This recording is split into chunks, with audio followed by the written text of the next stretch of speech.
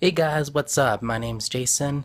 Um, so I know it's been a long time since I've uploaded a video, but I've said it many times and I'll say it again. This is a channel that I want to do that I want to have the desire to do it, and I want it to be entertaining and fun and all those good things. So, this video is going to be a little bit different. This is just going to be an update on an article that I found very interesting. So, many of you have heard about Captain America's Civil War, and if you haven't, what rock have you been hiding in? Essentially, Civil War is one of the greatest and most conflicting comics of the time. Basically, the plot is that after the Avengers: Age of Ultron, when they managed to destroy the Rock, the every evacuate everybody out the Rock, but even after all the evacuations, there was still collateral damage and people died. And because of that, not many people are really mad about it, and all the governments across the world think that the Avengers should be contained, should be controlled, and they basically signed a law that basically tells them that they'll be under the government's control, and they're basically going to be a puppet master. And that's screwed up as it is. And because of that, there's two sides to that equation. There is Tony Stark, which is we should be contained, we should be controlled, we should be made official. And then there's Steve Rogers' side, who raises a few points and raises a few questions. And what's so good about the movie, it does it brilliantly. And by the end of the movie, you're pretty much stuck on the issue. You're like, I don't know who to root for. And that's essentially what the movie is. It's basically a conflicting ideology, and that's what's so good about it. And one of the best things about it was the interpretation of Spider-Man. I've been such a big fan of Spider-Man. Uh, I've been reading the comics from the 60s. I even dabbled in a little bit to the Ultimate Spider-Man. I mean, I have read the comics enough, but not too much, but I have read enough to know what the character is, what I feel that the character should be, and that is be faithful to the source material, but at the same time I understand why they take liberties, why they do different takes, because some things just don't work uh, on a live adaptation from a comic. And I've had mixed feelings about the movies. The Sam Raimi movies, while they are campy, the first two were kind of ampy. They did a really good job in conveying the story and did the character justice in terms of his personality, but his intellect, not so much. And there were a lot of inconsistencies.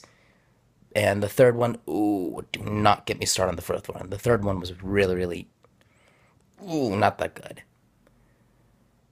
And then they did The Amazing Spider-Man, which I was so blown away. They did a fantastic job of portraying Spider-Man, and yes, there were a couple things like his physics that went out the window and nobody noticed it, and there were a couple of plot holes that didn't kind of make sense.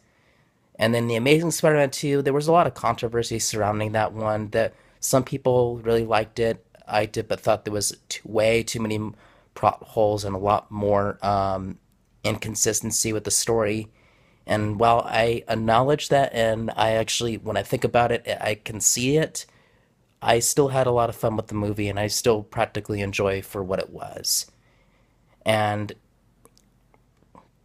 then when they finally introduced, thank God, finally, I was really had a lot of high hopes that it would be good, but I didn't think it would be this good. I mean, Tom Holland and how they portrayed Spider-Man in the movie was so literally. It was literally like reading the comic book. except that I was reading the comic book in movie form. It was so, so good. And he had so many funny one-liners.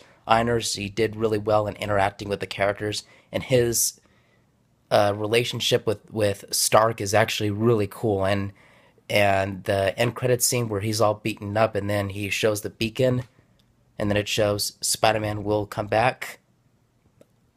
I am really hyped now, and that's essentially what how I feel about the movies, and then Captain America: Civil War.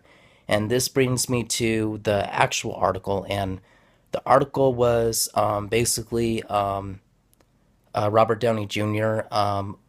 He posted like a a image, Twitter image on his Facebook, and it was it was his face on somebody else with him basically sleeping with Aunt May, which I have never seen that in a comic book movie, but if they do pull it off, it would be a cool just twist, and I couldn't imagine just the craziness with that happening. But if they go with it, that'll be pretty cool. But I know that Robert Downey Jr. can do it because he is Tony Stark. Seriously, no pun intended. And yeah, that's essentially what the thing is. He's basically staying a point of what he wanted to be in the movie, and and that's essentially what the article was. His viewpoint on what twists could work, and then what twists wouldn't work, and what he wanted in the movie. And there are a lot of people that want to be in the movie, but I don't know what will happen. We'll just have to find out and watch the movie. But anyway, comment below. What do you guys think? I would like to hear your input and this cool thing. And anyway, comment below. Let me know on what your guys' opinions on this is. And sorry for my voice. My dad's working and talking to somebody, so I can't really.